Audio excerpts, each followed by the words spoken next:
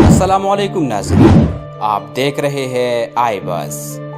ناظرین، دنیا بھر میں لوگوں کی ایک بڑی تعداد بھوتوں کی موجودگی پر یقین رکھتی ہے، لیکن بھوتوں کی ماہیت اور کردار پر ان کے نظریات مختلف ہیں۔ کئی مغربی ممالک میں ان کا پتہ چلانے کے لیے جدید سائنسی آلات استعمال کیے جاتے ہیں، جبکہ سائنسدان بھوتوں کی ایک مختلف توجہ پیش کرتے ہیں۔ دنیا کے تقریباً ہر حصے میں ایسے عامل اور ماہر موجود ہیں جن کا یہ دعویٰ ہے کہ وہ بھوتوں کو پکڑ سکتے ہیں اور انہیں بھاگنے پر مجبور کر سکتے ہیں۔ ان دعووں کی حمایت اور مخالفت میں بہت کچھ کہا جاتا ہے، اور لاکھوں افراد ایسے ہیں جو یہ خواہش کرتے ہیں کہ الادین کے چراغ کے جن کی طرح ان کے قبضے میں کوئی جن بھوت آ جائے اور ان کی زندگی آسان ہو جائے۔ سوال یہ ہے کہ بھوت کیا کچھ کر سکتے ہیں، لیکن اس سے بھی زیادہ اہم سوال یہ ہے کہ آیا اس دنیا میں ان کا کوئی وجود ہے بھی یا نہیں۔ دلچسپ بات یہ ہے کہ بھوتوں پر یقین رکھنے والوں کی تعداد نمایاں طور پر زیادہ ہے۔ پسماندہ معاشروں کی تو بات ہی چھوڑیے، ترقی یافتہ ممالک میں بھوتوں کی موجودگی پر یقین کرنے والے اکثریت میں ہے۔ امریکہ میں تو ہر سال اکتوبر کے آخر میں ہالووین کے نام سے بھوتوں اور روحوں کو خوش کرنے کا دن بھی منایا جاتا ہے، اور سب سے بڑھ کر یہ کہ امریکہ میں پرانے اور پیچیدہ مقدمات سے متعلق ٹیلی ویژن چینل پر دکھائی جانے والی متعدد رپورٹوں میں پولیس بعض دفعہ اندھے جرائم کے مجرموں تک پہنچنے کے لیے عاملوں کے ذریعے بھوتوں کی مدد بھی حاصل کرتی ہے۔ مشرق اور مغرب میں بھوتوں پر الگ الگ نظریات اور تصورات پائے جاتے ہیں۔ کچھ عقائد میں انہیں ایک علیحدہ مخلوق کے طور پر دیکھا جاتا ہے، مثلاً جن وغیرہ، جو مسلمانوں کے عقائد کے مطابق انسانوں کی طرح اللہ کی عبادت کرتے ہیں اور روز محشر میں ان سے بھی حساب کتاب کیا جائے گا۔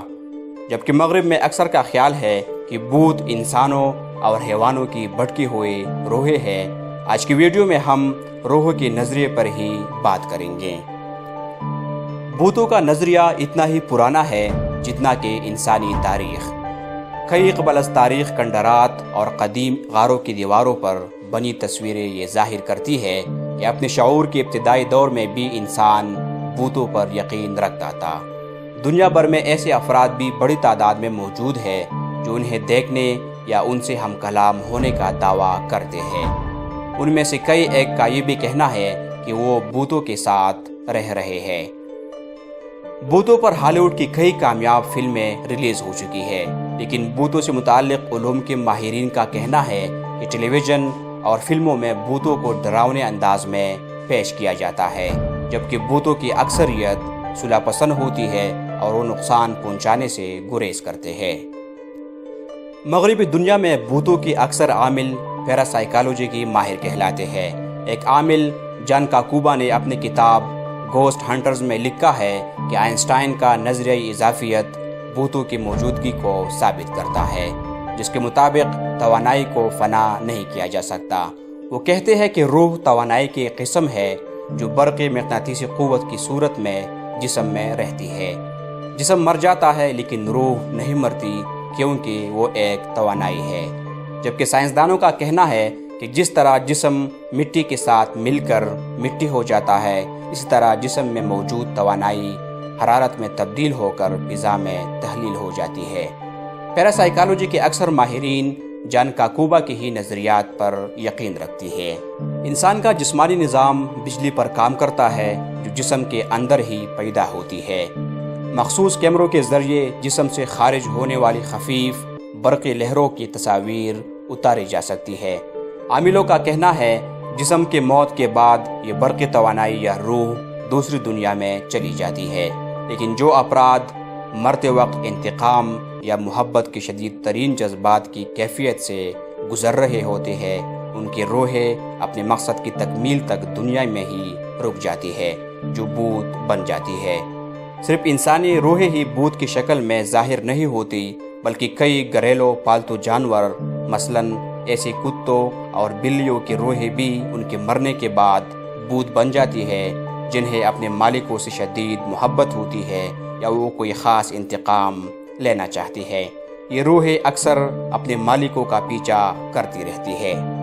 اکثر عاملوں کا کہنا ہے کہ بھوت ایس خود کچھ نہیں کر سکتے، انہیں اپنا مشن مکمل کرنے کے لیے انسانی مدد کی ضرورت ہوتی ہے، چنانچہ وہ مدد کے لیے ہمارے ارد گرد منڈلاتے رہتے ہیں۔ جب ان کا کام پورا ہو جاتا ہے تو باقی روحوں کی طرح وہ بھی دوسری دنیا میں چلے جاتے ہیں۔ پیراسائیکالوجی کے ماہرین کا کہنا ہے کہ بعض انسانوں کا جسمانی برقی مقناطیسی نظام بہت توانا ہوتا ہے، یا وہ مشق کے ذریعے اپنی یہ قوت اتنی زیادہ بڑھا لیتے ہیں کہ دوسروں کی سوچ اور خیالات پر اثر انداز ہونے کے قابل ہو جاتے ہیں، جس کی ایک نمایاں مثال ہپناٹزم اور ٹیلیپیتھی کے ماہرین ہے۔ لیکن جب کسی غلطی کی وجہ سے وہ اپنی مقناطیسی لہروں کو کنٹرول نہیں کر پاتے تو وہ توانائی بھی بھوت کی شکل اختیار کر لیتی ہے۔ پیراسائیکالوجی کے ان ماہرین کو اپنے نظریے پر اتنا پختہ یقین ہے کہ وہ بھوت پکڑنے کے لیے سائنسی آلات استعمال کرتے ہیں، مثلاً کمپاس، برقی مقناطیسی لہروں کا کھوج لگانے والی میٹر، حرارت اور توانائی کی لہروں کی تصاویر اتارنے والے کیمرے اور مخصوص قسم کے اسکینرز وغیرہ۔ لیکن وہ اپنا یہ ٹریڈ سیکریٹ نہیں بتاتے کہ وہ کس طرح بھوتوں سے ہم کلام ہوتے ہیں۔ بھوتوں کی تصویریں اور ویڈیوز بڑی تعداد میں یوٹیوب اور انٹرنیٹ کی کئی سائٹس پر موجود ہے، لیکن سائنسدانوں کا کہنا ہے کہ زمین کی مخصوص مقناطیسی میدان اور ماحولیاتی تبدیلیوں کی وجہ سے بعض مقامات پر ایسے چھوٹے چھوٹے برقی دائرے بن جاتے ہیں جو الیکٹرانک آلات پر بھوت کی شکل میں دکھائی دیتے ہیں۔ بھوتوں سے منسوب زیادہ تر واقعات قدیم اور متروک عمارتوں، کھنڈرات، اجاڑ اور ویران جگہوں، نیم تاریک اور ٹھنڈے مقامات پر رونما ہوتے ہیں۔ ایسا کیوں ہوتا ہے؟ اور اسی طرح کے اور بھی کئی ایسے سوالات ہیں جن کا ابھی تک پیراسائیکالوجی اور سائنسدانوں کے پاس کوئی ٹھوس جواب موجود نہیں ہے۔ امید ہے آپ کو یہ ویڈیو پسند آئی ہوگی۔ For more videos keep watching I بس۔